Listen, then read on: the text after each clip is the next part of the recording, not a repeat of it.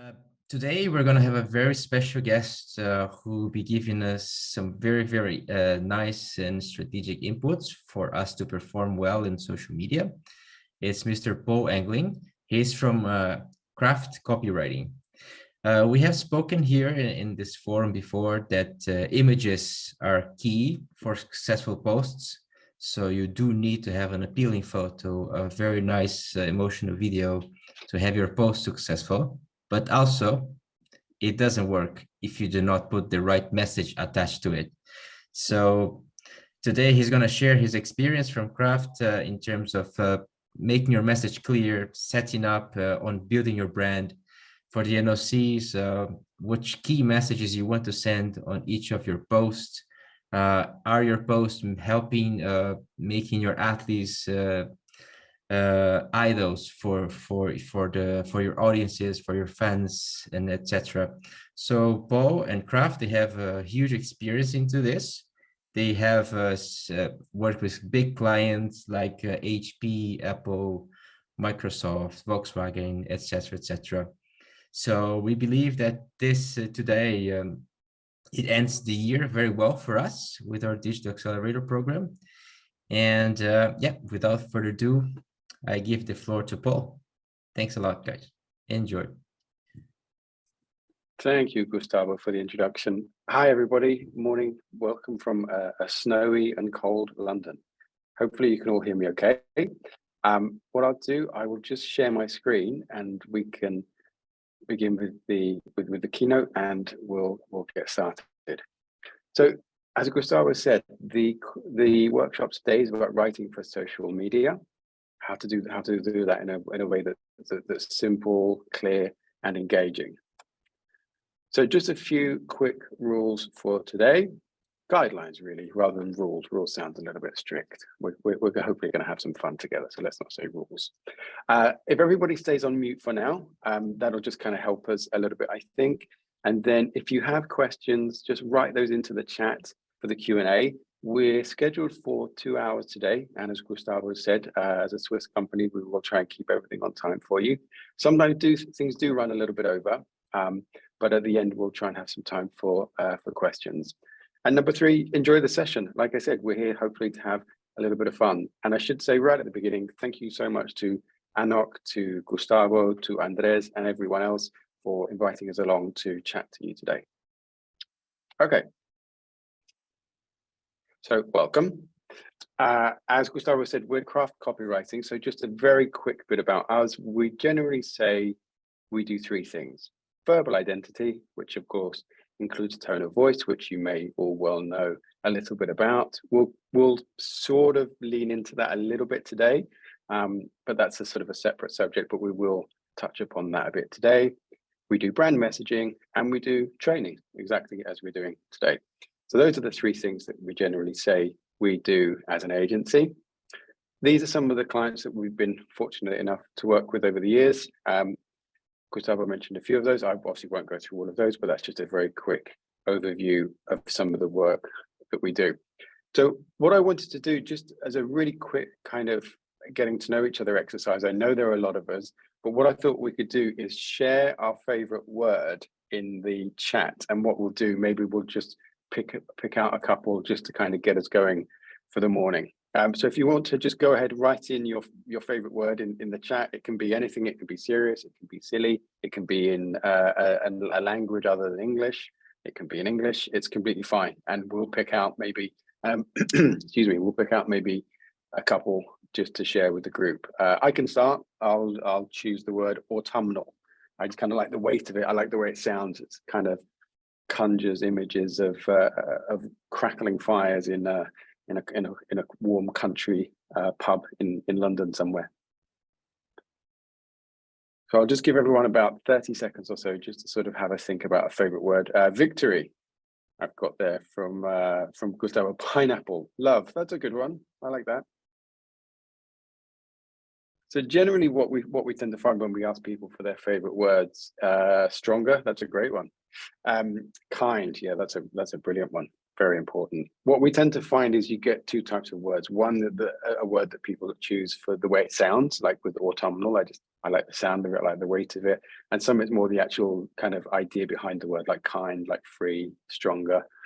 So that's kind of the two elements we tend to find when we ask people for their favorite words. So great. Thank you very much, everyone, for jumping in. By all means, keep them coming, and we'll see if we call any out as we go. But it's a great way just to kind of get us all started. Okay. So the workshop today is writing for social media, as we said. So that's what we're going to take a look at. Now, the first thing I want everybody to kind of be aware of is this wonderful quote. It's been attributed to a few people actually, but I'm a fan of Maya Angelou, so let's give it to her. She's certainly credited with it in a few places. And it's this idea that easy reading is darn hard writing. And the reason I like this is because when you see something that's written really well, it's very easy to think that, that happened very easily without any kind of effort. And it's absolutely the reverse. And that's why this quote captures it so well. So what I want to say to everybody who's kind of writing for social media in their roles or doing whatever they're doing in their roles, relax, you're doing a fantastic job. It's not easy. And what we're here to do today is to give you a few kind of principles to hopefully make that a little bit easier for you.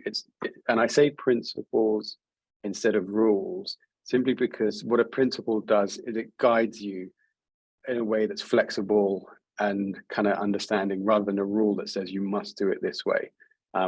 It kind of just works a bit better if you follow rules and guidelines. If you follow guidelines instead of rules. So that's the first thing to mention.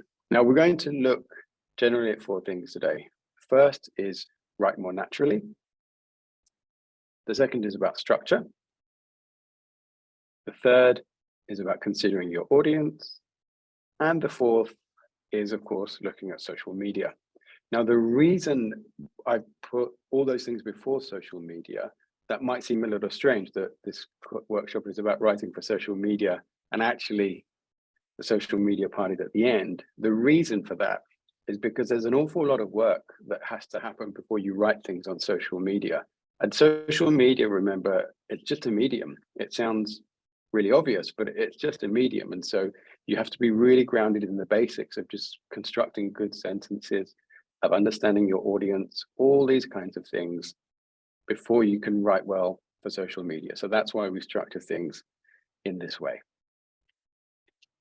So, as we said, write more naturally, structure your work, consider your audience, and we'll focus on writing for social media.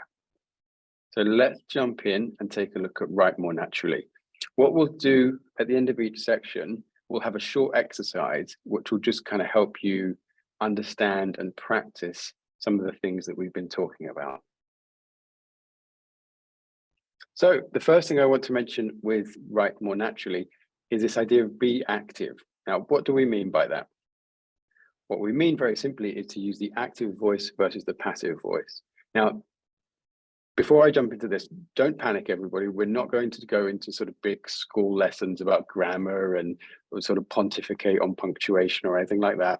There's just a few things that I want to sort of make people aware of because they affect the way that your writing sounds. And what we always say is, it's about understanding the effect that things have on your writing. If you want that effect, absolutely fine. You folks will always be in charge of what you're writing.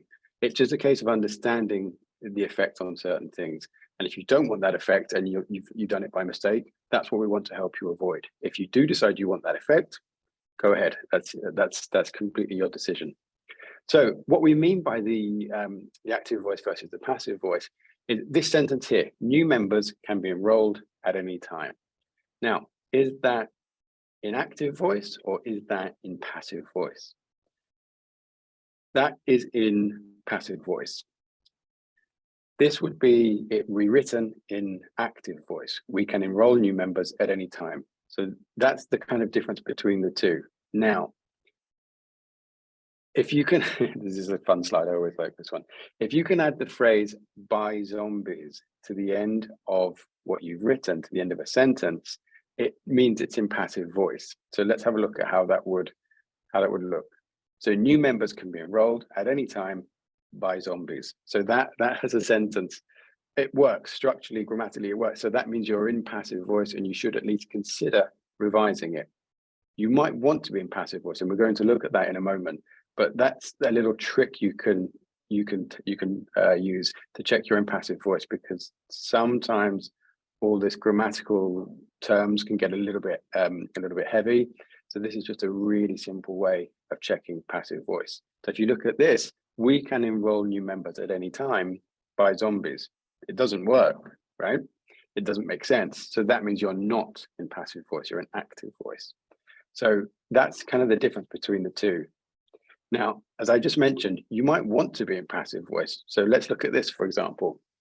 Human society under urgent threat from loss of Earth's natural life. That's in passive voice. Is that incorrect? No. In this context, no, it's absolutely correct. And you will see passive voice used an awful lot in news stories. And there are generally two reasons for that. The first, the action is more important than the actor. So if we go back to this, if you wrote that in active voice and said Earth's natural life under threat, it changes the focus. What you want to be the focus is the human society part. So sometimes the action, sometimes what's going on is more important than who's doing it. Okay, so that's one area where you might want to do that. And the reason it's to hook your readers. You want to get them in straight away. If you think of a headline, think of the discovery of let's say a cancer vaccine. You know, if you wrote "scientists find cure for cancer," you're focusing on the scientist. The interesting bit in that sentence is the cancer cure. So you would write it in passive voice. Cure for cancer found by scientists. That's in passive voice, but it's correct because, no offense, but in that sentence, nobody would be particularly interested in the scientists. The interesting bit is the cure. So those are two areas where you might want to be in passive voice. So let's look at another way of making your writing just a little bit more natural. Now, this one obviously is much more relevant to those writing in English. I think there are versions of this in many other languages. It is a little bit more focused on English, but the concept is quite universal. So there's something that happens when you contract words from let us to let's. It just sounds a little bit more natural, less formal. So as an example, let me just read this to you. I have sent you all your invites for the event. I would be grateful if you could let me know when you have received them, and we will confirm your place. Okay, that's not a terrible sentence, but it just sounds a little bit kind of formal, a little bit serious. Whereas if you contract things, let me read this for you. I've sent you all your invites for the event. I'd be grateful if you could let me know when you've received them, and we'll confirm your place. It just feels much more natural, right? It just feels, it just feels more normal. And then I'll say this many times, one fantastic way to understand if what you've written is working is to read it out loud. It might feel a bit strange the first time you do it if you're not used to it. Maybe go and find a quiet place so you feel a little bit more comfortable. But you hear things when you read things out loud, you hear things you just don't hear if you read it in your head. So I would always encourage people to read what you've written to get a feel for it. You can even record it on a smartphone or something. I do it all the time. It's really helpful. But this idea of contracting is really useful to just make your work sound that little bit more natural. And I like this slide as well. The reason often people are afraid of using contractions is because we're terrified people will think we're stupid. There's a strange thing that happens to us all, myself included. When we sit down to write, we sometimes go into formal mode and we think we need to use big words. We think we need to not use contractions because we have to come across as serious and important and intelligent. But actually the reverse is true. The more natural and the more easy you make something to understand, the more people believe you know what you're talking about. And there's actually scientific proof for this. There's this fantastic report. It's available online for free. You can go and find it. It's called Consequences of Erudite Vernacular Utilized Irrespective of Necessity, or Problems with Using Long Words Needlessly. And what they studied, just as a quick explanation of what they did, they wrote a series of essays, each one in a slightly different level of formality, gave them to people to read them, and said, of these, with sort of 1 being the most formal, 5 being the least formal, which of these authors do you think is the most intelligent? And everybody who read them, when the reports came back, the majority were saying that the ones that were written in the most informal way, the easiest way to read, were the easiest to understand, and therefore they thought the author was the most intelligent. Which makes sense, because if you think about it, if you can explain a complex subject simply, you obviously really understand that concept. If you think of people like maybe Neil deGrasse Tyson, who, the cosmologist, who is clearly a fantastically intelligent guy, yet he is able to explain very complex concepts really simply. Steven Pinker is another one. There are loads of these people who can do this really well, and it does not make people think they're unintelligent. So this is kind of giving you license to write in a way that's natural for you. One of the biggest things we're going to learn today, or at least focus on, is this idea that writing should be natural. It should be fun. It should be enjoyable. It shouldn't be a torturous process. And the more you can relax into it, the more you can enjoy it, the better you'll write. Of course, you'll always write to a verbal identity, a tone of voice. You're writing for somebody. You're not writing your own blog, not in this case at least. But you can still write that in a way that's very natural. Start with and. I always enjoy this one. Now, who was told that you couldn't do this at school? It's one of those things that's just somehow fossilized into a rule, but actually has no ground in reality whatsoever. There's this wonderful quote from Bill Bryson, which I'll read. The belief that and should not be used to begin a sentence is without foundation, and that's all there is to it. We say this to every client, and we're always amazed how many people don't like it. Somebody might say it's not right for our brand, it's not how we want to sound. That's totally fine. Again, as we said at the beginning, this is not about rules. This is just about saying this will give you this feeling, this effect. If you don't want this effect and you feel that it's not right to start a sentence with and for your brand, then that's totally fine. What we're saying is you can do it, and it gives your work a really formal conversational feel to it. Between this and some of the other things we've looked at already, contractions, it will give your work a more natural feel. You can overdo it, of course, but it does give your work a much more natural feel. Avoid redundancy. This is another way to really improve your work, because nobody wants to work here, the department of the redundancy department. Now, what am I talking about when I say avoid redundancy? We mean things like this. And again, obviously these examples are in English, but this will go across any language. You can write things in a way that contains more words, but actually doesn't add anything. This one, for example, this is really common. In order to start the process, how can we simplify that? Easiest edit in the world. You don't need in order to. It does absolutely nothing. But all it does is give you more words. It means exactly the same thing to say to start the process. So the offer is valid for a period of 1 week. Here's another one. You don't need a period of, you can just take that right out. The offer is valid for 1 week. It does exactly the same thing. And between those two examples, you've saved yourself about 5 or 6 words. Now, that may not sound like much, but when you go through an entire document, an entire blog post, whatever it is, you will be amazed at how much you can save by doing these kinds of things. And the effect that that has is you get there quicker. It feels more natural. It's less work for the reader. The reader's brain is not taxed quite so much. And so the easier you can make things for your reader in any medium, particularly in social, which we will look at shortly, but the easier you can make things for your reader, the more they will appreciate it. Last one. We need to focus on the end result. What other result would you realistically be focusing on?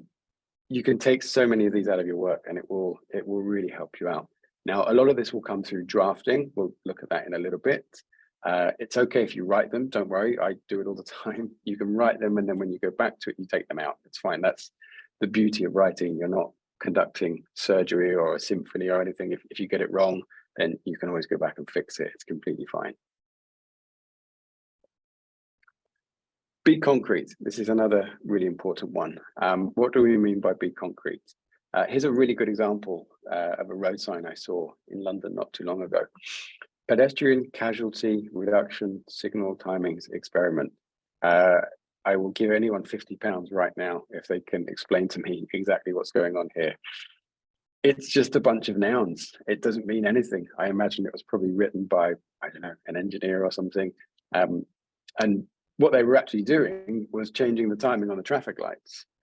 But it's, to try and reduce casualties to pedestrians, which obviously is a very good thing to do, but it means nothing. So what we mean by be concrete is certainly not do that. We mean be clear. Now, this applies very much to English, of course, but generally English is a mix of Germanic root words versus Latinate root words. Generally speaking, the Germanic root ones tend to be the more concrete, the shorter. It's kind of how the two languages evolved and sort of filtered into English, and there's a whole kind of cultural anthropology part there, but that's another workshop. All you really need to remember is if you're writing in English, when you have the choice of those two roots, try and go for the Germanic ones if you can. So let's have a little game of Germanic versus Latinate. So terminate, that would become end. If you say in English that you want to terminate the project, you might get some quite strong looks. So end the project, it's Germanic, it's much shorter, it's much softer. Commence, that's not too terrible, but begin certainly is much shorter and just gets you there quicker. Question, nothing wrong with question, but ask. As some of you may know, I live in Madrid, and Spanish speakers will often say to me, I need to question this. I always say, ask is just that much softer, that much quicker. So generally speaking, when you can, go German. I would say like in the football, but it's not been their World Cup, so we'll leave that one for today. I mentioned drafting a little bit before. We'll come back to this, but this is a quote I really like from a novelist called James Michener. I'm not a very good writer, but I'm a terrific rewriter. I actually teach copywriting at a university in Madrid to master's students. And I share this quote a lot with them when we talk about it. Again, as I said kind of earlier on, there's this belief that when you see a piece of writing, it sort of came out chiseled out of a stone, perfect on the first attempt, and it's so not true. Writing is all about the rewriting. It's all about doing it 3, 4, 5, 6 times and understanding that's not failure. It will take you a good few goes to get something right. So always be calm, be relaxed, that if you have to do something a few times, it's okay. That's how you get all these kind of things out, like the redundancy, the contractions, all those kind of things. That's how you kind of get them right, not in the first draft, but in the second, third, fourth, whatever it is. So what we're going to do now is our first exercise. What I'll do, I will come out of Keynote, and we're going to see a Word document that has a few sentences in it. We'll go sentence by sentence. We'll see how many we get through. I'm conscious of time, so I don't want to take too long. And then what I want people to do is, look at the longer version, look at the original sentence, and write in the chat a shorter version of that sentence. It'll be using some of the tricks we've already looked at. So if I just come out of here, and if I go into here, now hopefully everybody can see my Word document there. So this is the first sentence. So if I can ask people to have a look at that sentence now, how would you write that in a way that's shorter? Paul, I'm not sure we're seeing the right document. Oh, okay. Thank you very much. We're seeing your slides. You're still seeing the slides. Okay, yeah. No problem. Let me see what I can do. I think the way I have to do it is to do that and then do that. Perfect. There we go. Thanks very much for letting me know. There you go. Yeah, is that okay now? Great. Thank you. Okay, so that's the first one. We have all updated our profile page and we will be sending it out when we have finished it. So based on some of the things we've just looked at, how would you make that a little bit nicer? So just type your answers in the chat. There's no time pressure. Don't worry, we don't have an alarm or anything. But how would you make that one a little bit shorter? So think about things that we've just seen, contractions, for example. How would you make this sentence a little bit shorter?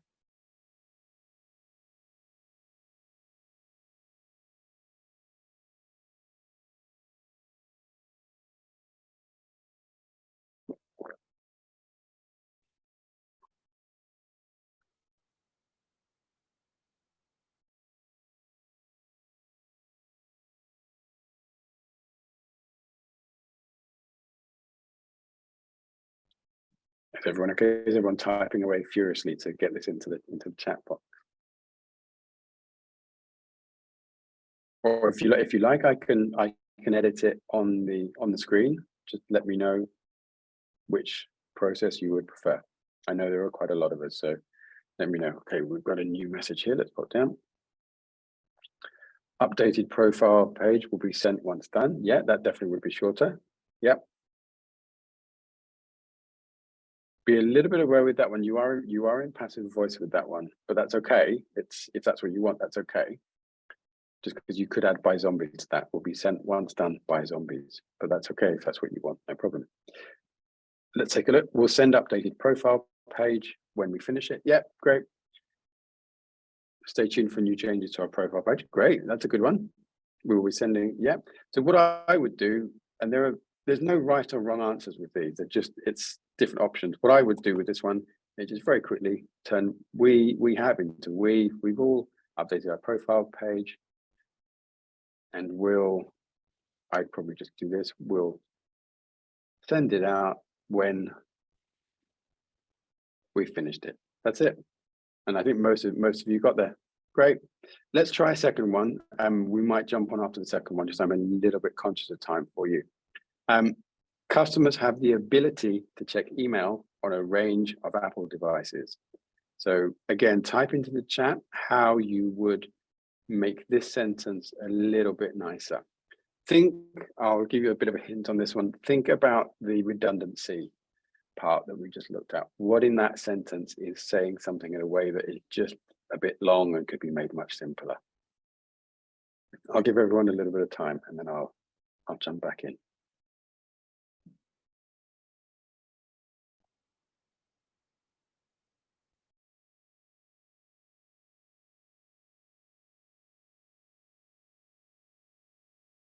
Can everybody see the page okay? Yes, we see the page. Yeah? Okay, great. Thanks for confirming. Okay, so just about another 5 seconds for people to type. Because no one's on a timer. I want to make sure that we don't rush things. What have we got? Customers can check email on various Apple devices. Great. Customers may check emails. Fantastic. Yep, can. Brilliant. I think that's fantastic. I think what you've all spotted is this horrible bit here, have the ability to. Exactly, you would just do that. What you do at this bit on the end, I think there are various ways of solving that. The important bit that I think that you all picked up on brilliantly was this horrible have the ability to. It does nothing more than can. It does exactly the same thing, and it's just much shorter. Okay, so what we'll do, we can always perhaps come back to this at the end if we have more time, but what I want to do is just go into the next section now, if that's okay. So thanks everybody for jumping into that. That was great. I'll stop sharing quickly, go back to Keynote, and then we can move on to the next part. Okay, so there we go. If I may, Paul, before you start the next session. Of course. I think one interesting message that I got there was that for some of the team here that is watching, so we're given the task to do the social media for our National Olympic committees, right?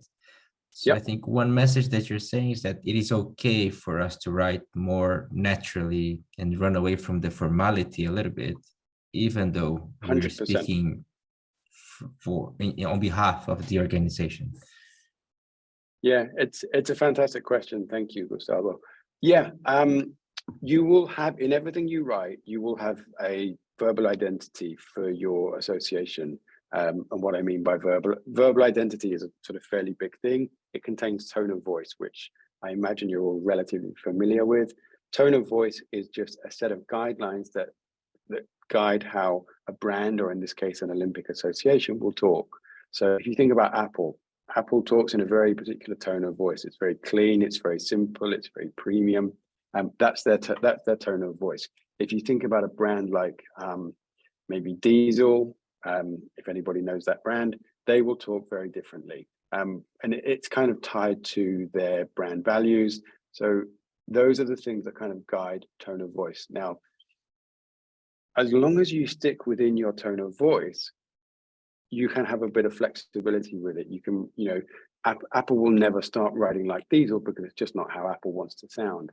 But within Apple tone of voice, you can be a little bit more formal, a little bit less formal. And we will look at this a little bit later on, but this idea as well in social media, because you're kind of in the audience's space. They're not coming to your website, you're on their social media feed, whether they've chosen to follow you or whatever they've done, you're in their social media feed. So you're kind of almost showing up in their space.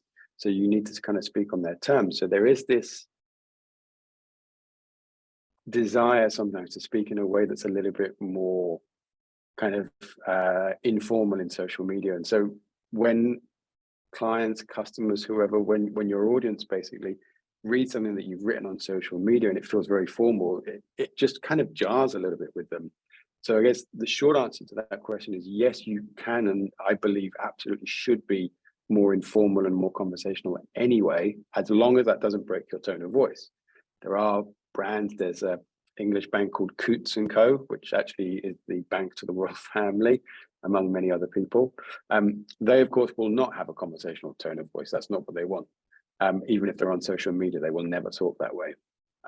So as long as how you're talking still fits with your tone of voice, that's okay. And we'll look a little bit later on about how you can modulate your tone of voice, whether you should sound the same in all the places that you talk. So we'll look at that a little bit more. But if you feel that we haven't answered that point sufficiently, please just let me know. We'll give more details on it, okay? Because it's a really good question.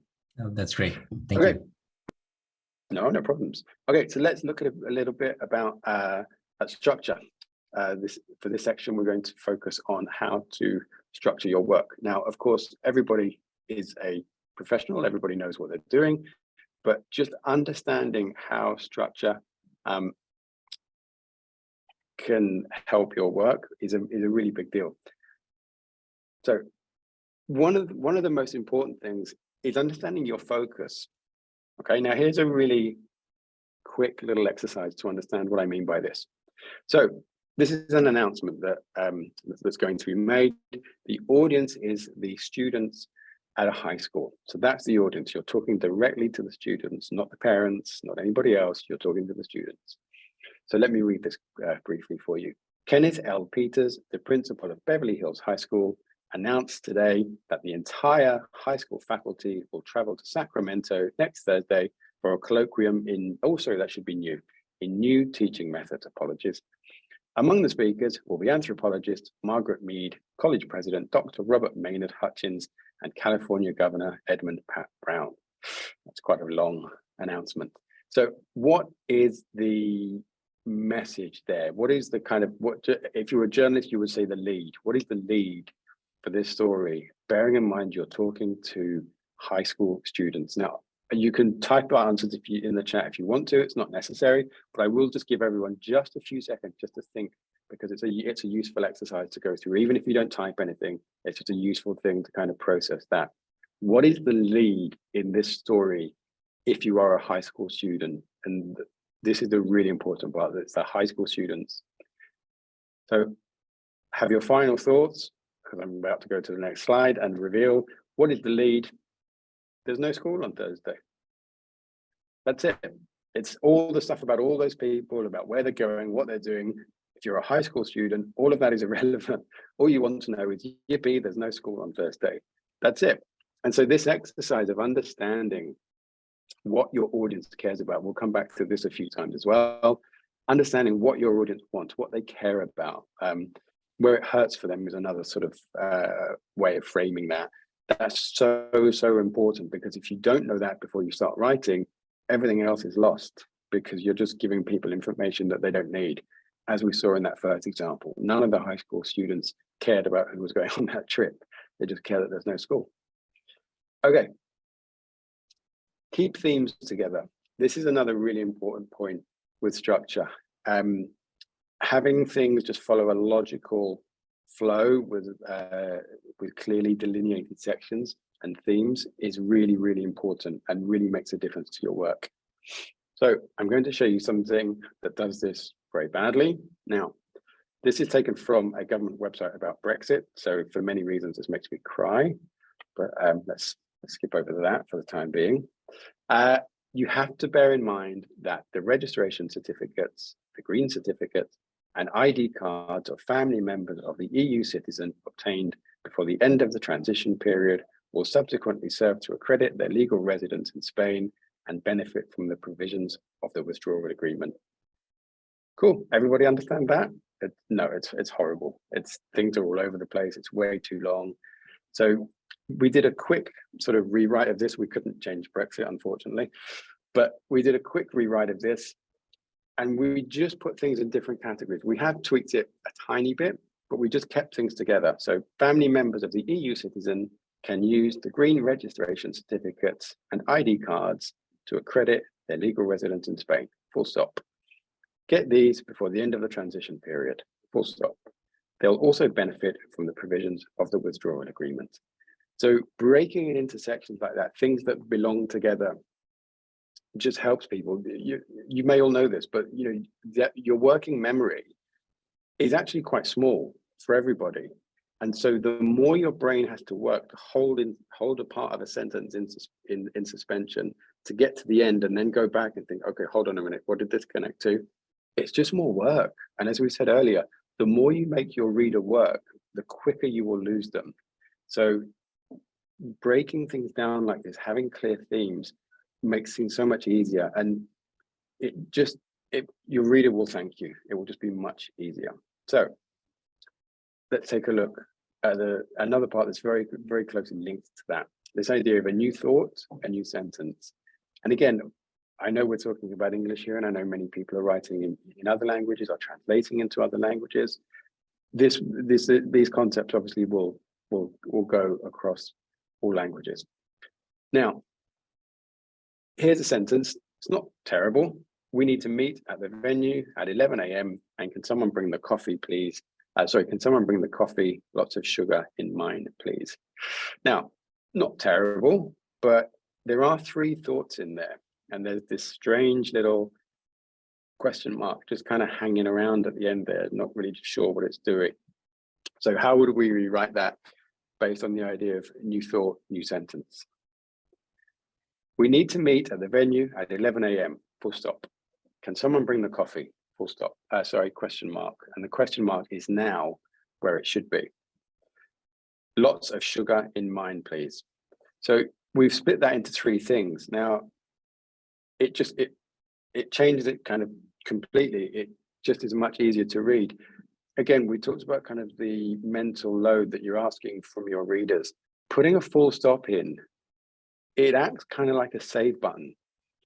You read something, you get to the full stop, your brain just kind of pauses and banks that information, and then it enables you to move on. As I was just talking about, this working memory that we all have is actually really quite small.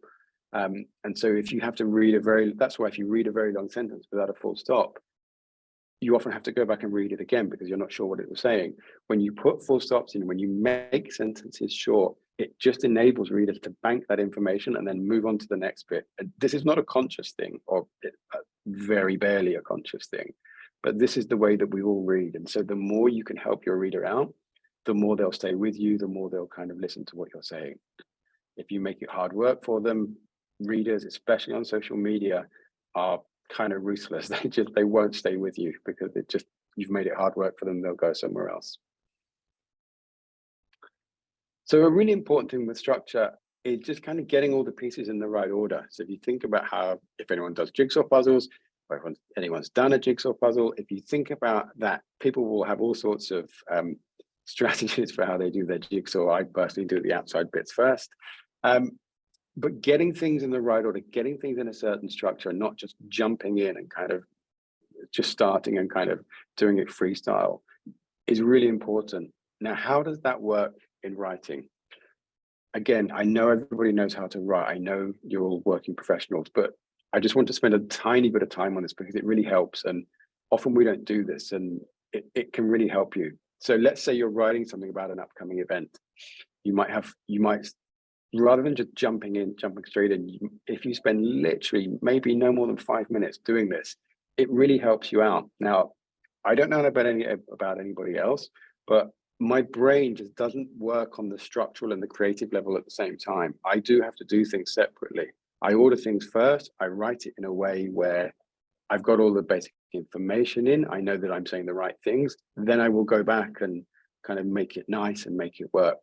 So I still do this. Sometimes I have to do it at a much deeper level if it's a bigger document, but this really helps. So what you do is you start with this idea of bullet points: introduction, overview, logistics, social media. So then on the first bit, you're just writing bullet points. So in the introduction, you want to thank people for their hard work. You want to remind them how well things are going. You want to explain that you're able to host bigger events because of all of that. Now, in this section, I would just go through all of those points, 1, 2, 3, and 4, and just put the bullets in there. Now, the reason I would strongly advise people to do that if you're writing something like this is because it just completely takes the pressure off you. Now, I don't know, you may all be fine with this, but the idea of facing a blank page can be quite scary. It's a weird thing, but it can be a bit scary. This just completely takes all of that away because all you're doing is you're just making notes. That's the first part. The second part is, if you write this thing out without doing this, if you just jump into it and start writing, suddenly you realize, oh, hang on a minute, I've got this bit in the wrong section, and you need to go and undo it. And possibly you've written this beautiful sentence that you don't want to change because you're really happy with it, and it pains you to change it. We all go through that. So if you keep it in like this, you can just see in the bullets, oh, okay, I've got something in the wrong place here. Oh, fine, I just move it. It's really simple. It's really quick. It's really easy. Then the next part, you then go ahead and you write that first section. So this introduction, where we had all of those bullets before, you just go in and you write that section now based on those bullets. So it's still really easy. And again, at this point, think about drafting. At this point, that first paragraph that you've written here, that does not have to be perfect. Just get it written down. There's a great quote from a screenwriter a guy called Sid Field, who said, "Don't get it right, get it written," which is just this idea of it doesn't matter if it's not perfect the first time. Just get something down, and you can change it later. It's okay. And then the next stage would be go through, and then I'm a big fan of subheads, particularly if you're writing something that's a little bit longer. Now, subheads do two things. Number one is they break up the text. We're all human, and as readers, we can be a bit lazy. So if you see this big block of text, the first thing your brain thinks is, I've got to read all of that. Even if it's something you really want to read, you can't help it. It's normal. If you break it up with subheads, just to the eye, it looks much less. It looks much more manageable. That's the first thing it does. The second thing it does is, as you all know, people, particularly on social, don't read, they scan. If you put subheads in, people can read those subheads, and immediately they have enough information that they kind of know what this is about. Of course, they don't have the detail, but they kind of know what's going on. And then that makes them think, okay, I'm going to read more. And it guides them through each section. They know what's coming. So in this first section, you have a subhead that says, we're here because of you. You get into it, you know what to expect. And at this point, I would say, don't write cryptic subheads. Don't write subheads that people have to figure out. Write subheads that they can still be interesting, but just make them really clear. So just, again, I've said this a few times, and I will constantly say it, just make people's lives easier. It does not mean you're dumbing down It does not mean you're making things overly simplistic. It just means you're helping people out. So I'm a big fan of subheads. They will really, really help your work when you put in some structure. So what we're going to do now is have a look at another exercise. So same as before, I will switch to a Word document. Now what we've got an article that we took from The Guardian. I've put it into a Word document for you. There are, I think, 7 paragraphs. I've numbered them 1 to 7, and I've moved around the order. I've rearranged it. What I want people to do is to read it on screen. It's not too long. You don't have to read every single word. All I need you to do is just to put into the chat the order in which the paragraphs should be. So let me switch to the document and it will be a little bit clearer. So let me just come out of here. Now, again, please tell me, can you see that document or are you still on my slides? We can see it. You can see it. Fantastic. Okay, this time it worked perfectly. So what I'll do, that's the one from the first one. So let me just switch to the second one. So hopefully you should be able to see this. I'm going to just zoom out a tiny bit so that we can see a little bit more. There we go. If I go down to 125, hopefully you should be able to get the whole thing on the screen. There we go. Is that big enough that people can see it? Yes, Yeah? yes, we can see well. Thank you. Great. Okay. So what you'll see here, they're all numbered 1 through to 7. Now, this is not the order they originally appeared in. I've changed this. So what I want people to do is to go through this and write in the chat what that order should be. So it might be that the order should be 5, 1, 7, 2, 3. Does that make sense?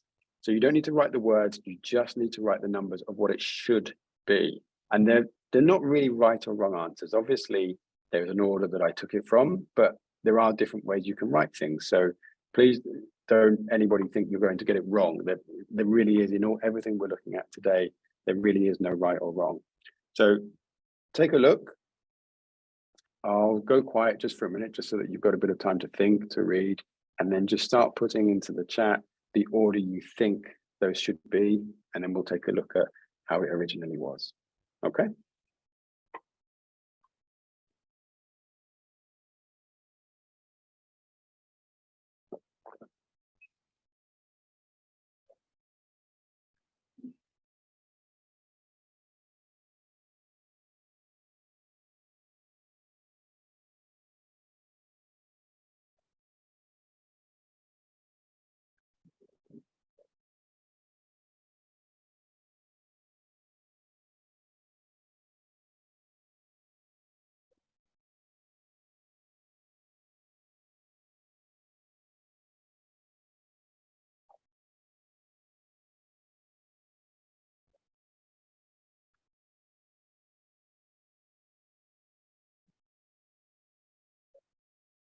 Okay, so I can see a couple of messages have come in already. 7542361 712436. Okay, great. So there's some nice debate going on as to the order this should go into. We'll maybe see if we can get one more, and then I'll show you how it originally was.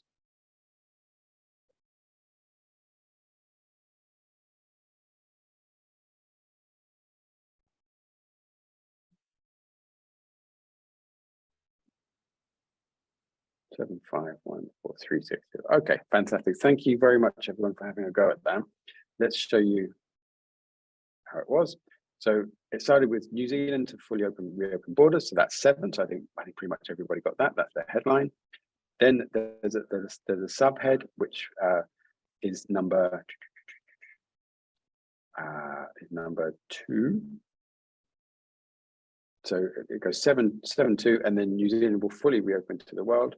So that's 5. So 7, 2, 5, and then 4. So we're down here. Yeah.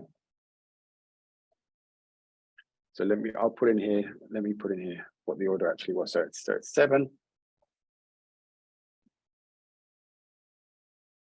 5, 4,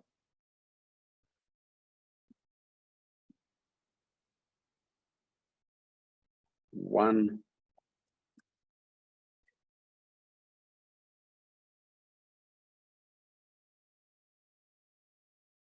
and then you go into the quotes, so then 3, and finally finishing up with 6. Okay, so that's the order that it actually was in. Now, I think most people got the sort of the big bits right. And what that does reveal is there are different ways to write things. Just very quickly, you're probably all familiar with the concept of what's called the inverted pyramid, or there are various different names for this. It's the idea that you put the important stuff at the top, and then you filter down to the slightly less important stuff. And if you think about how you all read newspaper articles, blog posts, probably most of you don't get to the end of every single article. You kind of trail off, and they're written that way intentionally. Part of it is due to how newspapers were written many years ago, when they were written with movable type, and they knew that sometimes they had to cut articles to get in a new one that just broke, and so they were written that way so that they knew that you could, if they had to cut it, they just literally cut from the bottom. So that's sort of where it comes from. That's just kind of reflects the way that people read. Okay, so that's the end of the second section. I'll flip back to the keynote. Are there any, Gustavo, is there anything you need to sort of pause and ask now before we push on? No, I think it looks good. Yeah, okay, fantastic. So we've looked at write more naturally, we've looked at structure your work. Let's take a little bit of a look at our audience. As we said earlier, understanding what people want is really critical for anything you're writing, but particularly on social media. So it kind of covers a couple of areas. The first one is how you write.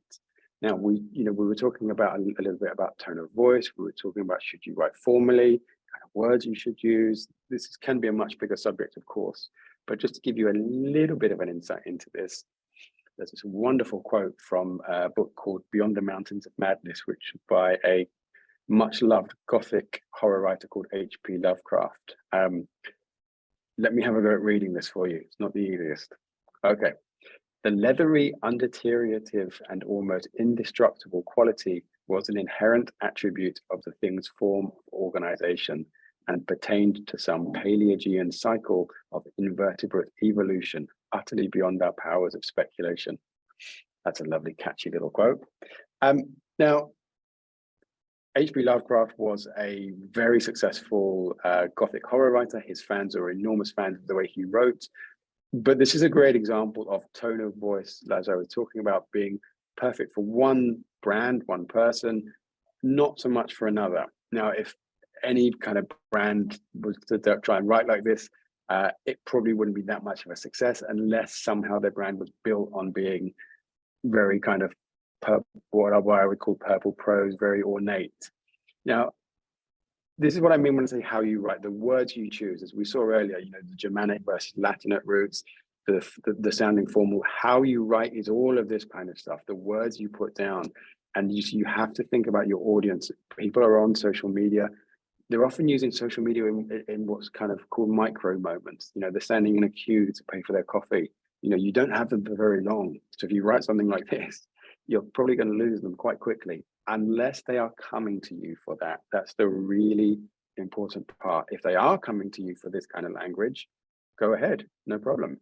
But you have to know that they are. You have to really know that they are. So this is what I mean about understand your audience. So it also pertains to what you write. Now, what do I mean by what you write? What I mean very quickly, and I use this example of the 3 pigs nursery rhyme. It's the angle you take on something, the slant you give it. It's just kind of, oh, sorry, I went to the wrong slide. It's just the slant that you give something. It's how you cover something. If you think about, let's say, a presidential election, an election in a national election. I always use the press as an example because it's quite an easy one for people to understand. If you think about how an election is covered, each press outlet has its political leanings, left, right, center, whatever they are. How they cover those elections, those political rallies, whatever they are, will depend very much on the political affiliations of that news outlet. And so you could be reporting exactly the same set of circumstances, but from a very different perspective. Think about a football match. Think about, Argentina beating Croatia.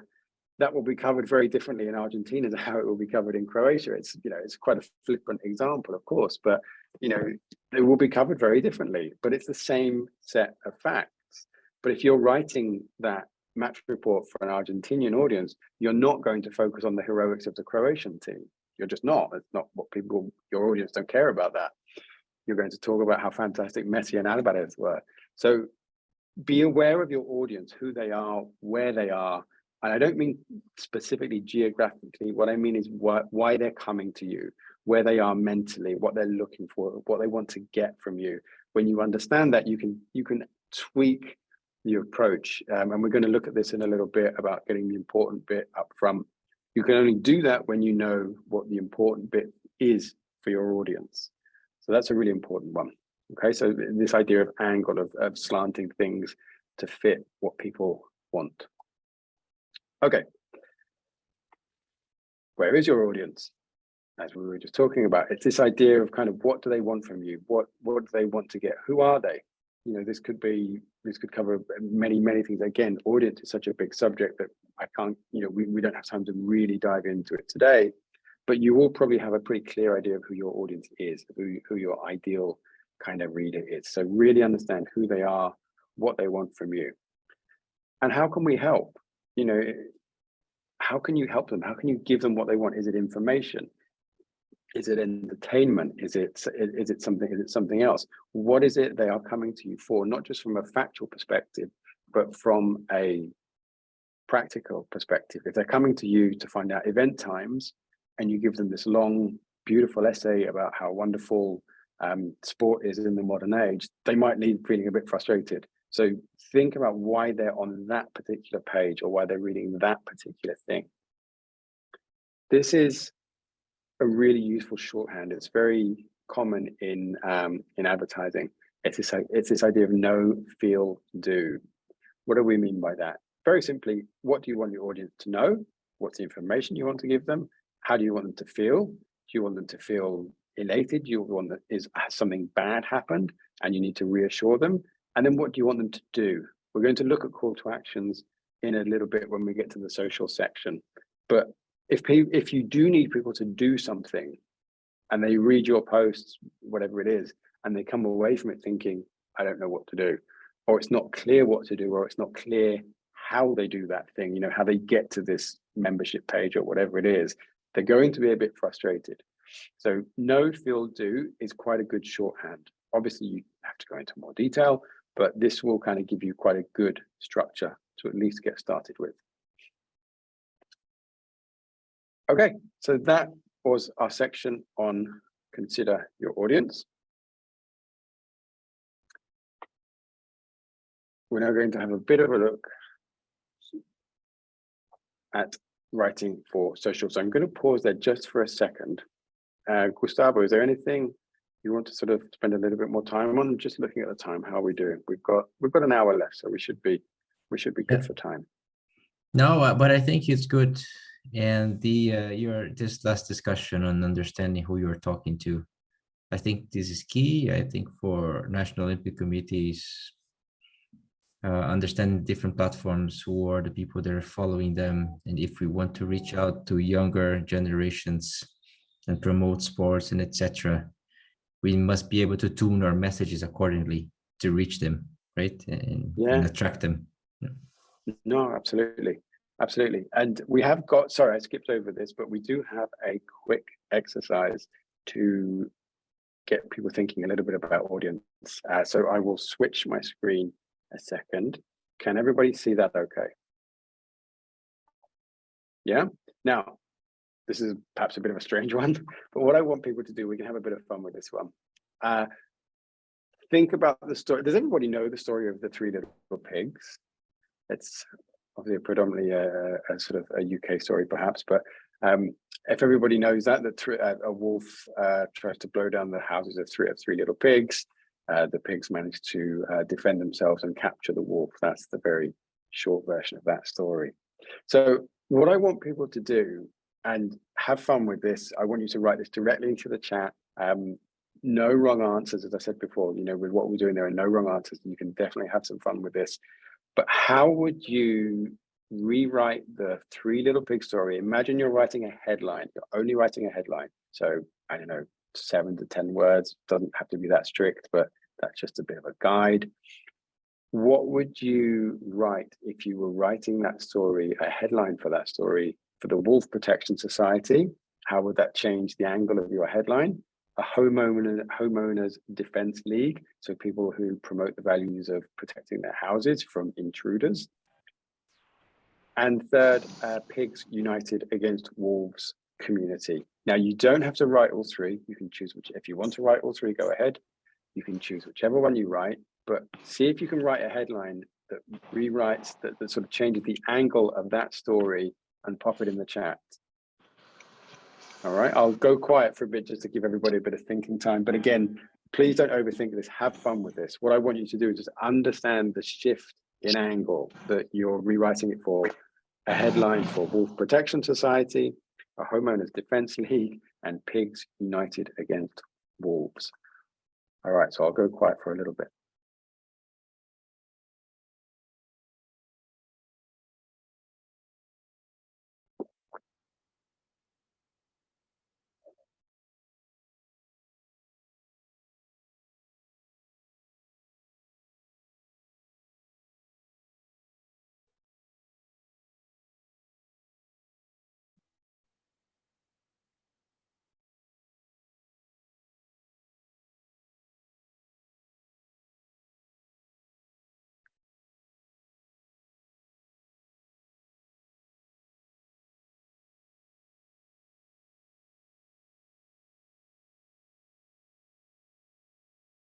Just to help people out, I'm gonna do the first one just to give you, just to break people's fear. So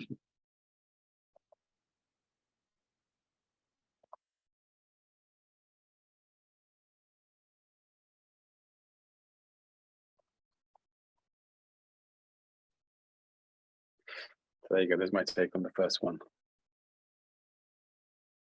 Together we are stronger. Yeah, that's great. Is that for just? Can you put in is that for C? I would imagine, or it could be B actually.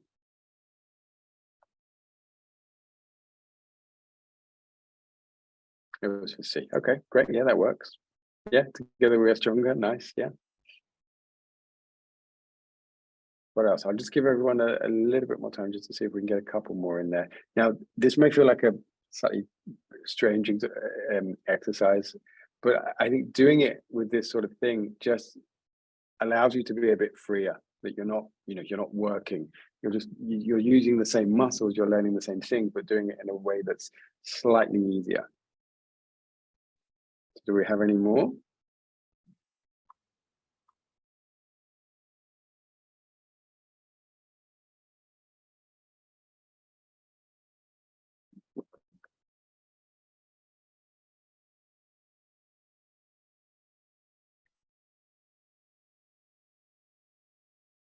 Headlines are not easy, so don't worry if it's longer or it doesn't sound perfect. Again, there is no wrong answer. Against wolves discrimination, yeah, great. But do you see? I'll by all means give everyone a little bit more time. But do you see how when you change the angle of something, when you change, if you're writing a headline for the Wolf Protection Society, you know what that audience wants. They don't want to hear about the Three Little Pigs. So when you change things like that, it gets you into the headspace, the correct headspace, much faster. Okay, so I will move back to Ernest League. Okay, great. I will move back to the presentation. Okay, right. Can everybody see my screen? Okay, let me just go back here. Yes. So fantastic. Thanks, Gustavo. So one of the first things to mention is obviously people come to United for Homes. Very good. By all means, keep them coming. No problem at all. People come to social platforms for different things. So all platforms do slightly different things. Facebook, of course, is a bit more about deeper connections. It's a bit more about community building. So you'll see slightly different things on Facebook. Now, I put some examples in here to give you some sort of guidance to kind of make a little bit more sense of this idea. So here are 3 posts from Facebook. So this one from Dunlop Sports. Now, a lot of things on social do tend to be very product focused. I think you need to be a tiny bit careful with that. Obviously, that's not so relevant for Olympic committees, but I think when brands do this, they have to be a bit careful that they're not turning social into a shopping channel. You can talk about product, and of course, it's the place to do that. But for me, it's much more about the second two here. This one from Nike Sportswear. Nike Sportswear is the bit of Nike that talks about people wearing sports clothes without doing sport, which actually is something they were not keen to do for a long time. They were quite hesitant to do that. But it's this idea of kind of building community. Command the court, rule the concrete is the line, which I kind of like. So it's a set of tennis players and what they wear off the court. So you can build community around that. You can see how there is a sport link there, but it's much more about community building. It's much more about building connections. And you can celebrate moments, making history with the first woman ever to officiate at the men's FIFA World Cup. So you can celebrate moments, you can build community around little things like that. We'll look at this in a little bit, but in the copy here, they've done something. There's a couple of things worth calling out here. In the Nike Sportswear one, they've got two three-word sentences: command the court, rule the concrete. Now, as we'll look at in a little bit, what I call the power of three, the rule of three, is quite a big thing in copywriting, particularly in social. So we'll look at that, but that's one quite good example of that. And then in the third example, the Adidas women example, they're sort of using parallelism in the sentence. They're kind of balancing the word woman. They've actually written women. It is a group of women. They've written the word women and balanced it with the word men. So if you read that, making history with the first women ever to officiate them at the men's FIFA World Cup. So we'll look at what parallelism is very shortly, but it's quite a nice trick, and we'll look a little bit more. And they've done it quite nicely there. It's very natural, and it gets the point across. It sort of underscores, kind of underlines the point that they're making. Okay, Instagram. Why did people come to Instagram? Obviously, it's much more visually led. Pretty much all social media posts are quite strong on images, but Instagram particularly, whether it's videos, whether it's photos, but it's a bit more about kind of behind the scenes. It's a bit more about sort of sharing what's going on. So here are some nice examples of that. The first one is a brand called Lululemon, which some of you may know. They've got a really nice tone of voice. So home workouts aren't complete without distractions from your favorite furry friend. Am I right?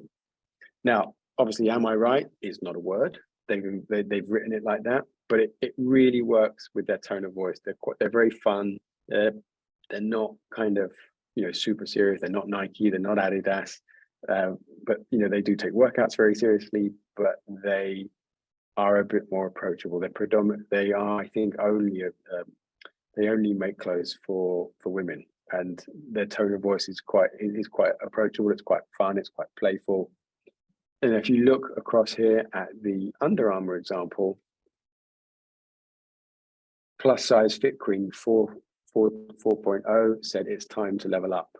So that's a little bit more, level up is a bit harder, a bit more commanding. That's a bit more their tone of voice. Under Armour is a little bit fiercer. And then there's another Under Armour one down here. This again is much more about product.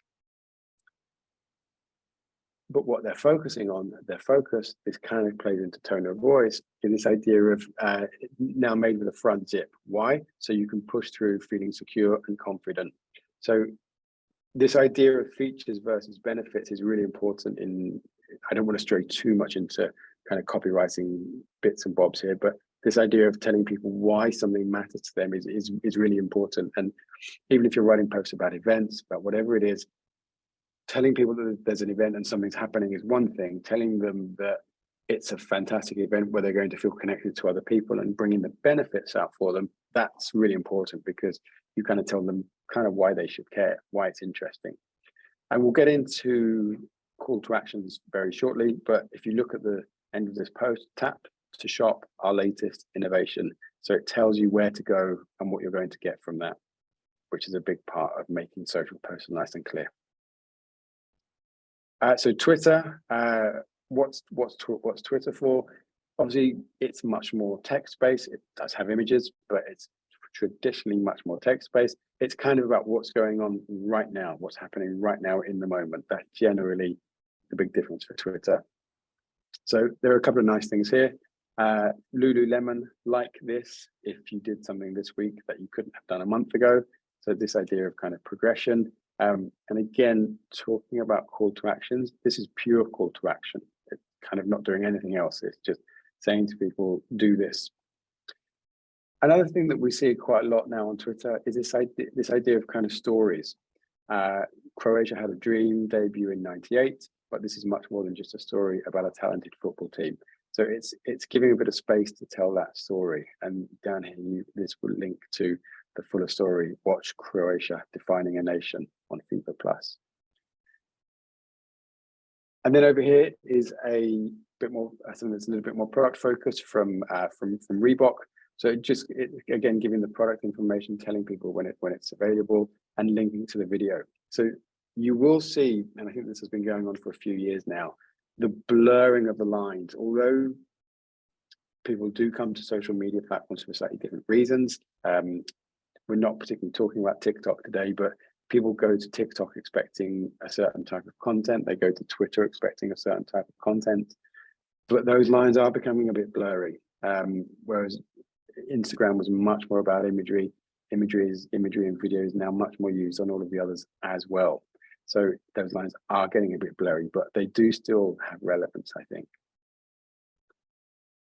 This is quite a fun, you may have seen this image before. This is, or a version of it, Social Media Explained. This is quite a good explanation of sort of generally the idea of each different platform. Still has Foursquare on it. So Facebook, I like donuts. Twitter, I'm eating a hashtag donut. LinkedIn, my skills include donut eating. YouTube, watch me eating a donut. Instagram, here's a vintage photo of my donut. Pinterest, here's a donut recipe. And Foursquare, this is where I eat donuts.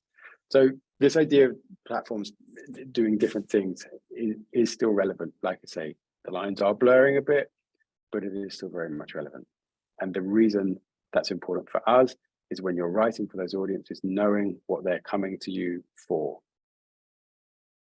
So call to actions are a very big part of what we do when we're writing on social. Here's a few. You might be asking people to download something, to subscribe, to contact, to visit the site, to watch a video, to learn more, to like, or to share.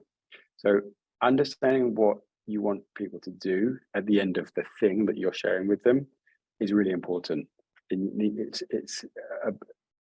just helps people out. So depending on what your call to action strategy is, just make sure it's clear. What you really don't want is someone reading your posts, coming away from it thinking, okay, that's great. Now what? What do you want me to do? If you've engaged someone and you've got their attention, you've made them interested, but they can't do anything about it, you've kind of lost that opportunity. You've lost that moment with them. People are obviously very kind of protective of their time and their engagement. So if you have managed to get them engaged, please don't lose them by not giving them a call to action. So let's have a little bit of a look at a few, just to see what we mean. And again, I know this is something that everybody knows, but it's good to take a bit of a look at how they work. So get ready to take on whatever and whoever in iconic sneakers and gear from Reebok and DC Comics, available now. So this is more of an information one, but again, you can you see this a lot as well. People will just put the link there, knowing that people will figure it out. They'll get to it. I'm personally not a massive fan of doing this. I think you do have to lead people a little bit more. And this is a better example from Patagonia. What's your next move? Sophie is a climber who uses Patagonia Action Works to find routes that make a difference. Check out Patagonia Action Works and there's the link. So that, I think, is a slightly better way of doing it than this one from Reebok. You can just put the link in there, but I think why not just tell people exactly what it is you want them to do. Another one is engagement. Social is very good for engagement, obviously, for starting a conversation. So this one from Barefoot Vibrams, whether it's a morning yoga session or evening dog walk, make sure you make sure you're keeping active during lockdown. Obviously, this is from a couple of years ago. Let us know below how your home workouts are going. And so this idea of saying to people, let us know in the comments, share your thoughts in the comments. This is a really big thing, and social's kind of great for that. So make sure, however you do it, whatever you want people to do, it's very clear. So again, this first one I think is sort of an example of what not to do, because I think it's a little bit unclear. These last two, one is the Patagonia one, it's telling you very clearly where to go, and the Barefoot Vibrant one is telling you very clearly, let's have a conversation down here. And this use of emojis, it's again very common in social. And again, that plays into tone of voice. For some brands, emojis will be great. You can overdo it, of course. For some brands, again, if I use Coutts & Co, the private bank, they probably don't use too many emojis. So it has to fit into your tone of voice. But it can be a really great way of kind of speaking to your audience. You have to be a bit careful that you're not trying to sort of sound like one of them. You have to sort of maintain your tone of voice, but speak in their language, if that makes sense. And emojis can be a really good way of doing that. Okay, so that's a little bit of a look on the different types of social media platforms, how they're used, what people come to them for. So what I want to do now is sort of get into, this is a little bit of nuts and bolts of writing on social, if you like. So we've seen some basics about writing, about how to write in a way that's clearer, how to write in a way that's less formal, it's more conversational, it's more tailored towards your audience, whether that's your angle or whether that's the particular words you're using. So we're all kind of got our heads around that a little bit. How do you write in a way that on social, people get it? Because on social, what you've got is you've got an audience who are probably in a rush. They've got their phone in their hand, or they're sat at their computer, whatever it is. So just a couple of taps away, they can go do something else. It's not like someone's sitting with a book and you've got their undivided attention. They've got at their fingertips any number of websites, emails, or all sorts of other things that if you're not holding their attention, they'll just go. So you've got that challenge. And then the second challenge that you have is you don't have much space. When you're writing on social, as we've just seen in those examples, as you know anyway, you don't have a lot of space. So you need to do something with your copy, with your text quite quickly. And so you need to kind of make it memorable. And there are some ways of doing that. So we're going to take a bit of a look. So we've already looked at keeping it short. We're going to look at keeping it a bit shorter, making it a little bit shorter still for social media. So this is a little exercise we're going to do. Again, we have a little bit of fun, hopefully. You may know this, but haikus are a form of Japanese poetry. They've become quite common over recent years. And very simply, they work at the first line is 5 syllables, second one is 7 syllables, the third one is 5 syllables. So quite easy, but deceptively easy, deceptively simple. Now, just to explain, I'm sure everybody knows what a syllable is, but the very simple way that I explain it is when you say a word, it's the amount of times that your chin would hit your hand if you put it there. So haikus are easy, that's 5, but sometimes they don't make sense, that's 7. Refrigerator, that's 5 again. Okay, so that's kind of how haikus work. Now, what I want to do, what I want to do is just do a bit of an exercise here. So I'm going to come out of Keynote. We're going to go into our Word documents again, and we're going to do this. Now, what I want us to do, this is where we get to do a little bit of writing again. I want us to write together a haiku to promote the World Beach Games. All right. So what I wanted to do is to write this, and again, it's 5 syllables in the first one, so I've put it here for you. Haikus are easy. So easy has 2 syllables. There's 1 here and then there's 2 here. But sometimes they don't make sense. Refrigerator. So that's the example. So think about the World Beach Games and see if you can write a haiku that would promote the World Beach Games using that structure of 5 syllables, 7 syllables, 5 syllables. Does that make sense? Is everybody okay with that?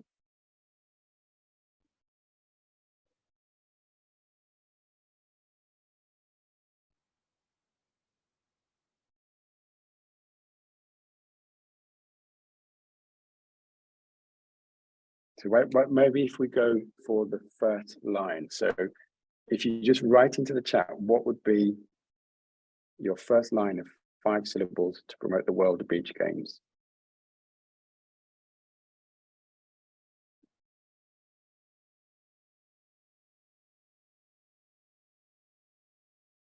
Maybe what I can do, how about if I do the first one? So if I do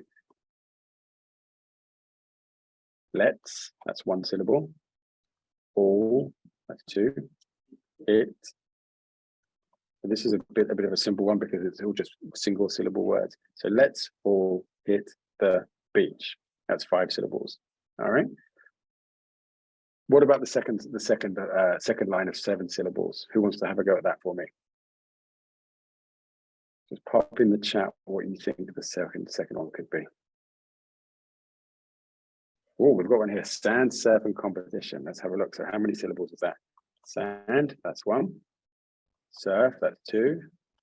And that's 3. Competition, how many is that? Competition, that's 3. I make it, right? So 1, 2, 3. Or would you say that's 4?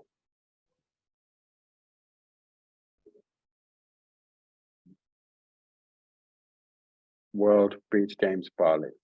World Beach Games Bali. Fantastic. That's it. We've done it. Great. That kind of works, right? Let's all hit the beach. Sand, surf, and competition. We might be on 6 syllables on the second one, but I think for our purposes, we can let that slide a little bit. That's no problem. World Beach Games Bali. That's great.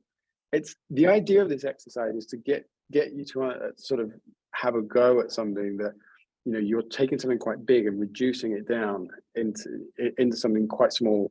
And again, it's this weird thing with structure where this is a slightly different bit of structure to what we looked at before. It's this idea that when you limit things with structure, actually it makes you more creative. That's why haikus are quite fun, because they force you into some maybe quite strange word choices, some quite strange structures that you wouldn't normally do because you kind of have no choice. And so that's why I do this exercise, just because it gets you thinking in a slightly different way. And it gets you realizing that actually with just 17 syllables, you've promoted something. And that's great. So it's a really good exercise to just kind of have a bit of fun, but to understand that you can do a lot with a little. And because you've got that kind of structure, that kind of rhythm, this will stick in people's minds. Okay, so there you go. You can go off and use that one if you want to. So let's jump back in. So thank you for having a go at that. Hi. Yeah. It's Gustavo again. Hey. I think that's interesting when we need to put text over an image, right? When we don't have a lot of space and we want them to consume it very quickly, but also to be attractive. I think that's a very good exercise for that. Yeah, exactly. No, thank you. This idea of things being attractive is exactly what we're going to take a bit of a look at now. And I often say this, you know, to my students or even to junior writers that we might have a line that it's great, it's doing everything it needs to, but it's got nothing going on. There's nothing about it that's going to stick in my mind. So this is what I mean about this idea of giving things a twist, of just kind of making things a bit more interesting. You could have exactly the same amount of words saying exactly the same thing, but one is interesting and one just isn't. And there are ways to do that. People quite often think that, you know, writing is this sort of mystical kind of shamanic thing, and it isn't. Not to devalue the wonderful work that lots of great writers do. You know, some people are absolute artists at this, but you can break it down and you can understand what people are doing. you can understand the sort of tricks in inverted commas that people are using. And that's what I want to sort of give people a bit of an understanding of today. So let's have a look at this idea of user formula. This is very common in social media. I mean, in advertising in general, but you see it a lot in social media. There are loads of these types of formulas online. If you want to go and take a look, they're available. You can find them all very, very easily. There are loads of them. We're just calling out 3 today. The first one is very common, PAS, problem, agitate, solve. So you state a problem, you make it relevant to your audience. That's of course very important. We've looked at that. And you make it worse, you deepen the issue, and you give a solution. You tell people how you can help. So let's have a look at an example that I've written. I've written a few examples for these. So, problem. We have to stand out in a crowded social media landscape. That's the problem. How to make it worse, how to agitate it. And competition for attention grows every day. But there's a solution. That's why we're sharpening our social media writing skills. Together, we'll make our work stand out. Okay, so when you sort of understand some of these, you'll see them everywhere. Okay, you're sort of seeing behind the curtain today. You're kind of seeing how things work. Okay, so this is another one. ADA, attention, interest, desire, action. Capture attention. Use an image, headline, copy. Just don't use clickbait. I'm going to come back to clickbait in just a second.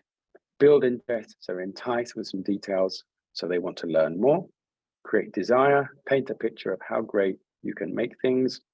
Take action, make the call to action clear. We looked at that a little bit already. Now, just very quickly, does everybody know what clickbait is? Just a quick explanation to make it really clear for everybody. Clickbait for me is when you are over-promising, basically. So we've probably all seen these things online where it says 7 celebrity photos that will blow your mind. Number 4 is amazing. And none of them blow your mind. And number 4 isn't amazing in any way, shape or form. That's kind of clickbait, that what you're getting is way less than what you're promising. And that's something I don't want anyone to ever do, because it breaks trust. You have a relationship with your reader, with your audience, and they're trusting you with their time, which is the most valuable thing they have. And if you break that, that's not a cool situation. They're not going to be very happy with you. They might forgive you a couple of times, but if you do it repeatedly, they're not going to come back. So you have to kind of respect an audience. So clickbait it's like a cheap trick. It's a bit like, writing, we've probably all seen these ads maybe years ago, where the headline was maybe free beer. Got your attention. And then it goes on to talking to you about server nodes or something ridiculous that you have no interest in. That's kind of clickbait as well. So it's just, you just get people's attention, but do it in a genuine way. So here's a post that follows the IDA structure. Interest in sporting events doubled last year. That's the attention. Get a bit more interest in there. And most of that growth came from young people. This is the desire. You're painting a picture of how things could be. Imagine if we could maintain that pace every year. Action, join our workshop to find out how. Okay, so again, just understanding these, just when you sit down to write something, we talked about this fear of the blank page earlier on. When you have something like this, it just takes so much of that away. It just gives you a bit of a structure, and it just makes your life so much easier. It's not about writing by numbers, but it's just following structure and the way people's brains are wired. This will just pull people in, and it will engage them, and it pays off. It gives them what they want. So another one, this is the third one, the final one we'll look at.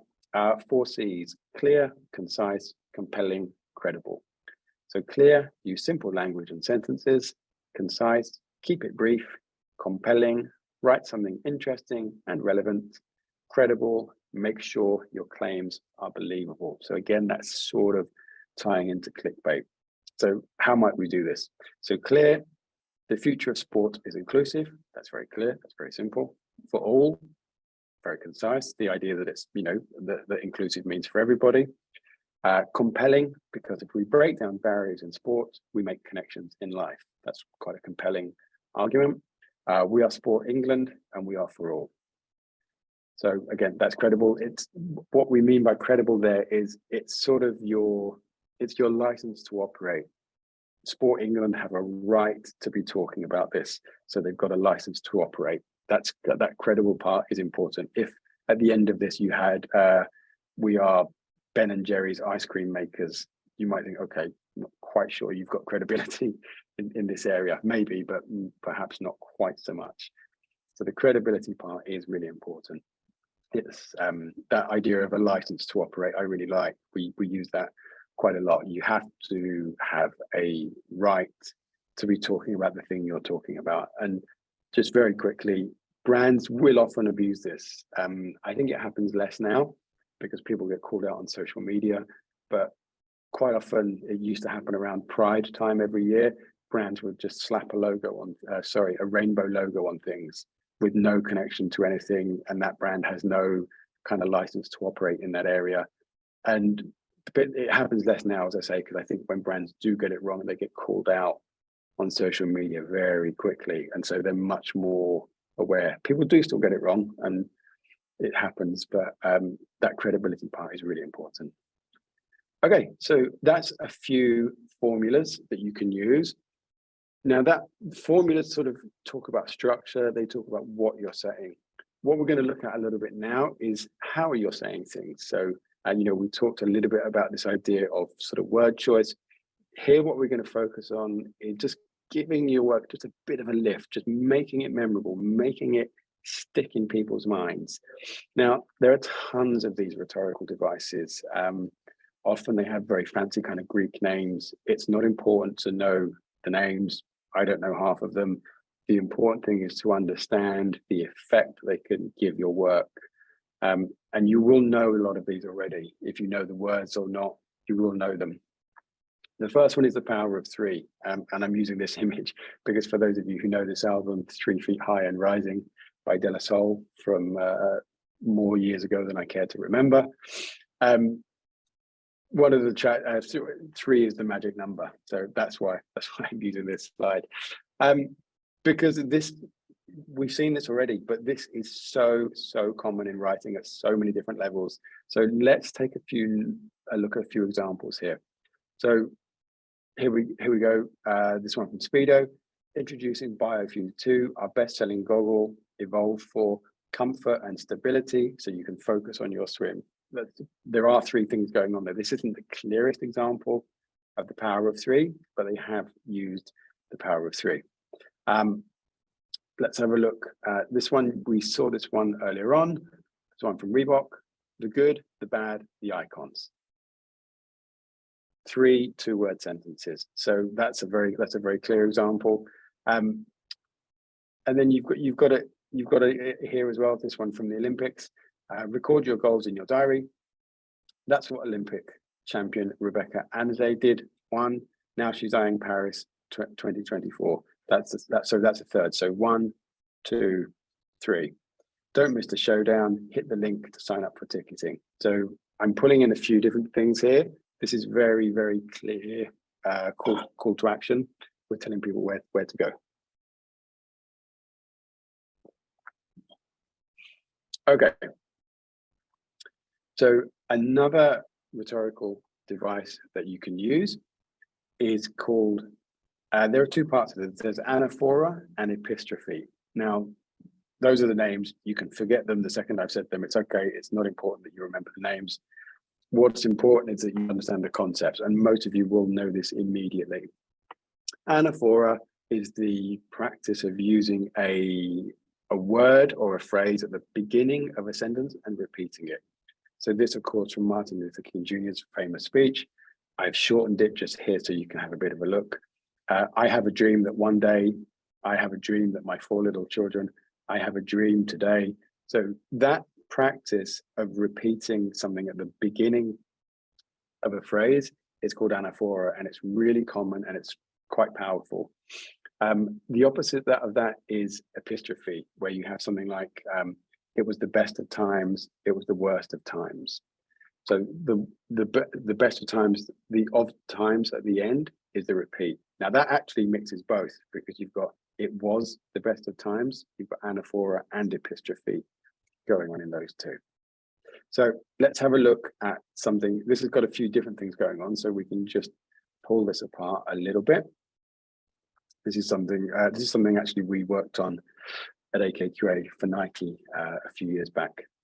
So you've kind of got a few things going on. So this idea of rule of three, many taglines you'll see in this case, wear it proud, they're very often 3 words. There was always sort of a bit of a unspoken agreement with Nike that if you were writing something for them and it was a tagline, they wanted 3 words. You know, you think of Just Do It, it's 3 words. There's something about 3-word taglines that just works, and brands always kind of gravitate towards it. There are various reasons. It's short, of course. It's the shortest number of words you can have. Well, the shortest number doesn't have to be of words. The shortest number that creates a pattern. That's one of the reasons that the rule of 3 just works. And it works here on a few levels. You've got 3 words, wear it proud. You've got 3 syllables, where it's proud. If you look at the piece overall, you've got 3 sections. This bit up here, this middle section, and then the payoff. So it kind of works on those sections. Now, what we wanted to do was to have each section have three lines. So wear it fearless, wear it defiant, wear it victorious. And we wanted this bit to have 3 as well, but we couldn't quite get there, and there were some changes from the client.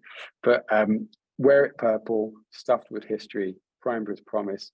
All of those are 3 words. Defend the rose, attack with the thorn. This is where it wanders off the path a tiny bit. Attack with the thorn, first to the breakdown, last to give ground. But that idea of rule of 3 you will see in so many different places. And again, you've got a bit of epistrophe, a bit of anaphora going on here. Wear it fearless, wear it defiant, wear it victorious. So the beginning of those 3 sentences is the same. Yeah. Then we've got parallelism. Parallelism has sort of a few different meanings. For our purposes, and not to kind of dive too deeply into this, for our purposes, what we're going to look at is the idea of balancing one idea in a sentence with another one. We saw earlier with the Adidas example that we were celebrating the first women to referee in a men's FIFA World Cup. That balancing of women's and men's is balancing two slightly different concepts, whether it's gender in that case, whether it's, as we're about to see, whether it's about size of accomplishment. That idea of parallelism is another good way of making your work stand out. So if we just jump on a sec here, you will of course all know this. I'm going to tell you a marginally interesting fact that some of you may know already, but the famous quote, of course, was, "That's one small step for man, one giant leap for mankind." Now, what is the parallelism going on here? It's the difference between one small step, that's a very concrete image, someone taking a small step, a person taking a small step, a man in this case, one versus one giant leap. So that idea of small step, giant leap, that's parallelism. I struggle with that word sometimes. A small step versus a giant leap. Those 2 things balance each other out and play with each other. That is parallelism. You've also got it going on with man versus mankind, one person versus all of humanity. So you've got it going on at 2 levels here. So that, in a nutshell, is parallelism, that you take these 2 things and you balance them each other. So you might have take it slow to get fast results with your social media.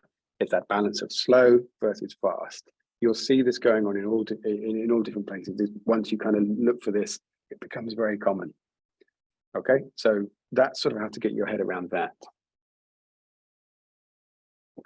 Now, very quickly, just my little bit of, you may all know this, but originally that's actually what Armstrong actually said wasn't one small step for man.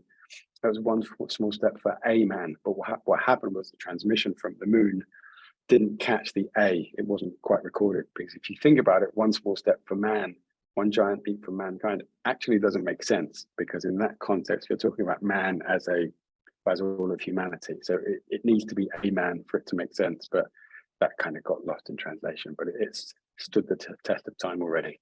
So it's no problem. So let's have a look in here. There's some good parallelism going on in here. It's time for Team Jamaica and Usain Bolt to take to the track. All others follow forever fastest. So this one, sorry, is more about this idea of of alliteration, this idea of take the track. So alliteration, again, is another rhetorical device. You probably all know this one.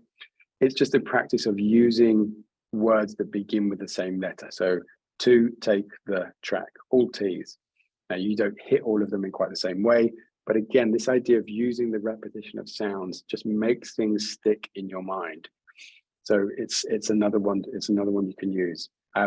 You asked, they answered. There's a little bit of parallelism going on there. You're playing off asked versus answered. So that kind of helps things stick in your mind.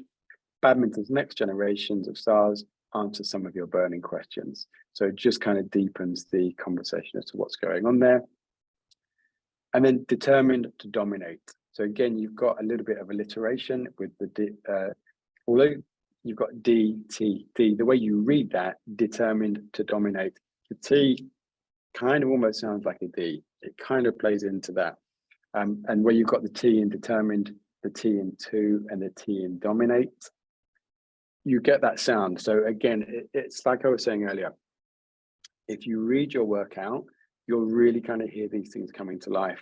And that's why it's so important to read it out, because you'll hear things that you just don't hear, and you'll see opportunities of, oh, okay, if I can use this type of word with this type of sound, it will become a bit more memorable, and it will just kind of lift it a little bit, which is what we're after.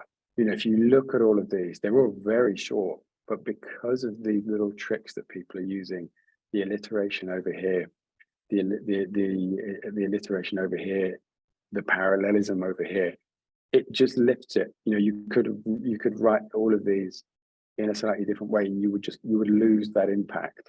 So it's really important just to find ways just to kind of lift your work. And these rhetorical devices are, you know, they're not a trick, but they're not a, you know, a magic bullet or anything like that, but they will just help lift your work that little bit and make it that little bit more memorable. So there's a few more in here. Some dream, we work. So again, that's a bit of parallelism of just the difference between dreaming and working. Those are two quite different concepts. So when you put them next to each other, they just kind of bounce off each other really nicely. Make them flinch when they hear your name. That's quite a nice concrete image. You know, you can see there's almost a story in there. And interestingly, rather than writing make them flinch, they've just used a contraction and gone with make them flinch. Now, not every brand can do that. It wouldn't be right for some brands, but I think in this case, Under Armour can kind of pull it off really nicely. And then this one from Nike Football, training sessions are never easy, but that's why they're fun. It's just, they're a bit of parallelism of the idea of something not being easy, but fun. So those two concepts just kind of bounce off each other kind of quite nicely. So I want to have a look. This is one of the last things we're going to focus on, this idea of modulating your tone on social. This is something that I think it sort of plays into, Gustavo, what you were asking about earlier on. And we get asked this all the time when we work on verbal identity for people. They will often sort of ask us, should we sound different on different social media platforms? Should we have a different tone of voice? Now, you don't have to give me your answer to that, but I want everyone just to think about that just for a few seconds, just for a little bit before I kind of dive into this. Should you sound different on different social media platforms? Because it's a really common question, and it's kind of a really interesting subject, because as a brand, you are communicating in so many different spaces, you know, whether it's your website, whether it's in print, you know, people still create things in print, whether it's in social media, whether it's in customer emails, customer conversations of any type, you're communicating in lots of different places. So should you sound different in all of them? Hopefully everybody's got some sort of opinion on that before I go on. What we always say is you should always sound like yourself. So one of the ways that, there are kind of two ways that we describe it. One is you should always talk in your own voice, in your own language. And I don't mean literally your language, like French, Spanish, English, whatever it is. I mean the way that your brand language, the way that your brand or your organization talks. But you can talk in a different accent. You can tweak that a little bit. if you think about how you as an individual talk to maybe your partner, maybe your boss, maybe a stranger, maybe a family member, you'll talk slightly differently to all of those people, I would imagine. That doesn't mean that you're at any point being inauthentic, that you're at any point not being yourself. It just means you're being a different version of yourself. That's completely normal in that context, and it's completely normal for a brand to do that. You will tweak it. Imagine kind of a set of volume dials for anybody who has or ever had sort of a stereo where you had kind of graphic equalizers, and you might turn up the bass, you might turn up the treble. Think of tone of voice like that in different requirements, you might tweak those settings a little bit. So the question is always, do you tweak them depending on platform, or do you tweak them depending on subject? Now, again, I'll give everybody just a few seconds to think about that. You don't need to send your answers through the chat. If you want to, that's fine. But just think for a minute, do you modulate, do you change your tone of voice depending on the subject matter or the platform? For us, it's subject matter. Now, again, slight caveat to this, people are coming to social media platforms for different things. We saw this earlier. So you do have to bear that in mind. You have to but that's more about kind of the angle of what you're writing. That's not really tone of voice. If people are coming to a social media platform for one thing, you have to angle what you're talking to them about to make sure they get that thing. The tone of voice is slightly different. And there are a couple of examples here that I want to share. Slightly sad example, but it kind of gets the point across really well. When Kobe Bryant tragically died a few years back, Nike obviously put up quite a lot about this. Now, the tone of that never changed despite what platform it was on. At no point did they sort of change into a sort of really lugubrious, really kind of depressed, kind of really morbid stance, because that's just not their tone of voice. So I'm going to read this for you very quickly. Along with millions of athletes and fans throughout the world, we are devastated by today's tragic news. We extend our deepest sympathies to those closest to Kobe, especially his family and friends. He was one of the greatest athletes of his generation and has had an immeasurable impact on the world of sport and the community of basketball. He was a beloved member of the Nike family. We will miss him greatly. Mamba forever. Now, do you see what I mean? That this is a serious, somber moment, but they're not being kind of depressive about it. They're not being they're being very respectful, but it's looking to the positive. It's looking to what, it's kind of celebrating the life rather than mourning the death. So, they tread that line really nicely. And it's a big part of their tone of voice. It's what they do. Nike is always, you can acknowledge negatives, and that's a really important thing. It is okay to do that, but you have to look to the positive, certainly if that's in your tone of voice. So that's how they handled it when Kobe first died. And then sort of in later posts, this idea of Kobe taught us to be better, a better scorer, better mentor, better father, better champion. You can see a bit of anaphora in there. So we're beginning to mix some of these things. Today on his birthday, we continue his endless pursuit of better. So again, it's this idea of constantly looking to the future. Even if it's something that's negative, something that's sad, you can still look to the future, and you're modulating around the subject, not the platform. Regardless of platform, you wouldn't change this. Again, this idea of teaching it to be better. So whatever platform you're on, you would maintain that. At no point did Nike post anything on TikTok that was trying to be super positive. It wasn't appropriate. They modulated around the subject, not the platform, which I think is the key to understanding this. A couple of examples, slightly weird maybe to be sharing so many posts around people passing away, but it's an interesting thing to sort of see how brands handle this. Now, this was from a Ferrari post.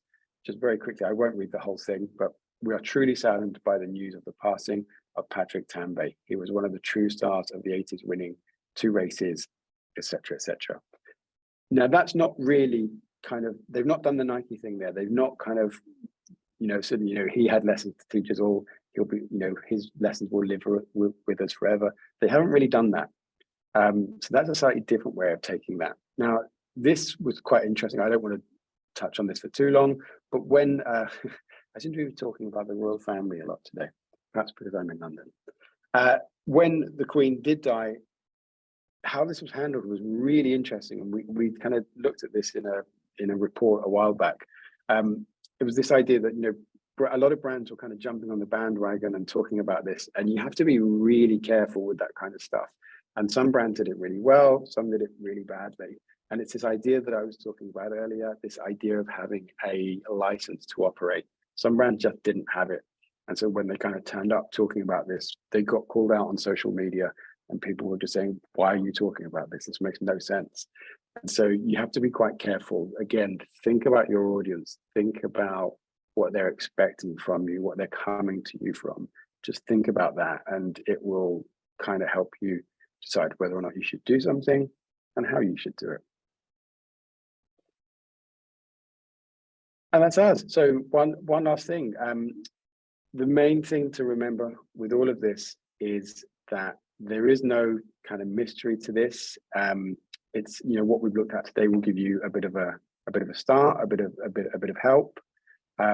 There is no mystery, but there's no mystery to it. You can understand this stuff, you can unpack it. We've looked at things like formulas, like rhetorical devices, to kind of give your work that sort of structure, to give it a bit of a lift, to help it to stay in people's minds. It's not some mysterious thing. You know, we can kind of unpack this and explain how we can make people's social media writing even better than it currently is. Okay, so that's kind of the main thing. And before we jump to the questions, I just wanted to leave an email address for you if anyone does have any further questions. Andres, Gustavo, are you okay if people kind of get in touch with us directly to answer things? Absolutely. Great, thank you. I'll leave that on screen.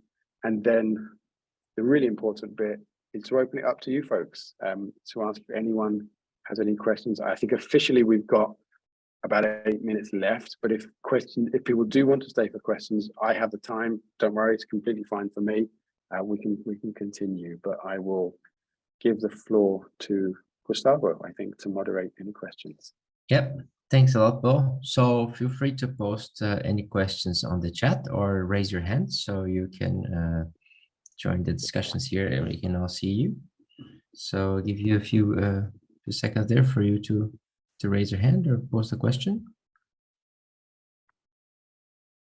While we give people time to think, I think there was a lot of very nice content for us to think about on how we can apply on your social media performances. This I think if we can start by getting one of two of those tips and start working on it and rehearsing and trying to put it into practice, that's already great. And the only way is forward. And of course, we won't be the best writers in the world from one day to another, but it will take a lot of practice. And absolutely, yeah. But this was one thing, great. Yeah, go ahead. Great, and no, thank you.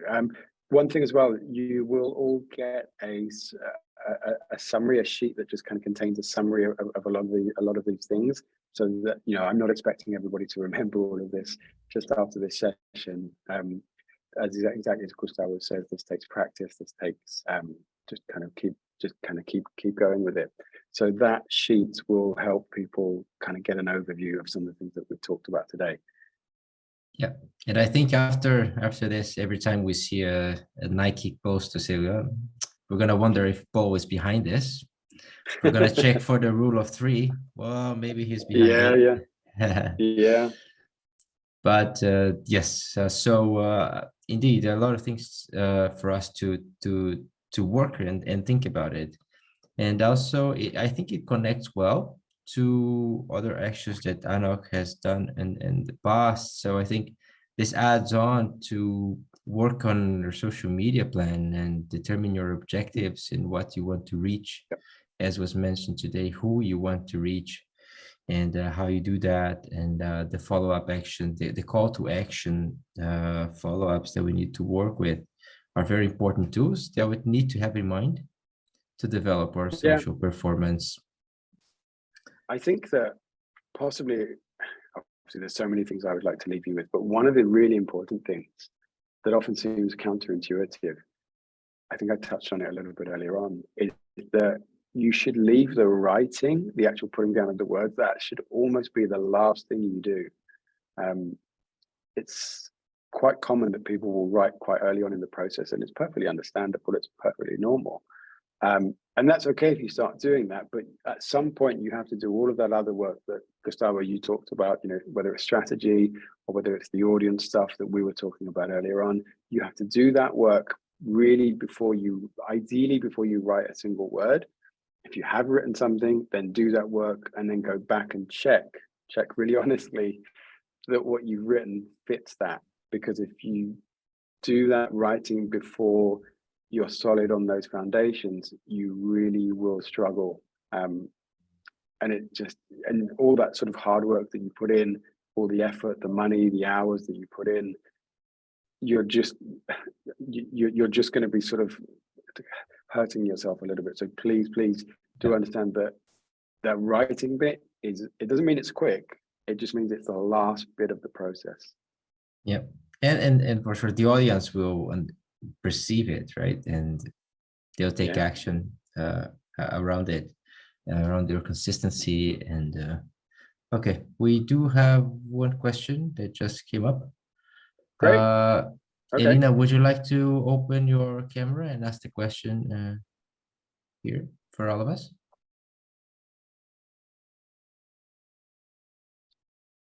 If not, I'll just she can. Okay. No so problem. Where to find ideas for inspirations? So what tips can you give them? It's a really good question. It's a really good question. There are sort of two, I would say. One is really obvious and one perhaps a bit less obvious. The first one is follow social accounts of brands that you like, people that you think do this stuff well. And it doesn't have to be sports brands. I've used sports brands today, of course, but follow the social of anyone that you like, that you respect, that you think has good content, and hopefully they're doing this stuff well. This is where brands are a bit more useful, because someone like Nike, their copywriting, I promise you, goes through many levels of iteration, and so what comes out the other end is usually good. I was looking for some examples of bad posts for this workshop. I often do, and they're quite hard to find because generally speaking, brands are very careful about letting bad stuff go out. It does happen, of course, we're all human, but that would be the first one. Look at brands, maybe start there. In sport, obviously, it might be Nike, it might be Reebok, it might be some slightly lesser known brands. Under Armour is one that's been coming through over the last few years, and they definitely have an interesting tone of voice. It's a bit more kind of challenger brand. So look at brands and maybe look at slightly less obvious brands. The challenger brands perhaps are sometimes a little bit more rebel. They perhaps have a bit more license to be a bit more cheeky, to do things that perhaps the big established brands can't do. I promise you, when you write for Apple or Nike, they don't like taking risks. So those smaller brands are sometimes more interesting to look at. That would be the first one. The second one, to be honest with you, read anything that interests you, whether it's fiction or whether it's non-fiction, whether it's a magazine, whatever it is. Read things that interest you. You can find good writing in so many places. Of course, it's not social writing, but if you think about, we do an exercise with the university course where we look at the opening lines of novels. Because if you think about a piece of text that has to grab an audience, the opening line of a novel has to be good in some way or another. Even look at TV shows. Look at the opening dialogue in a TV show, in a film. Look at places where people have to get your attention quickly and keep it and pay it off. All of those things I just mentioned are good examples of doing that. Fantastic. Thank you. We have one question from Sophia. It's about besides post summary, it will be a transcript of the whole presentation. So as like all of our webinars and workshops, all the sessions are recorded, and the videos in English, French, and Spanish are available on ANOC's YouTube.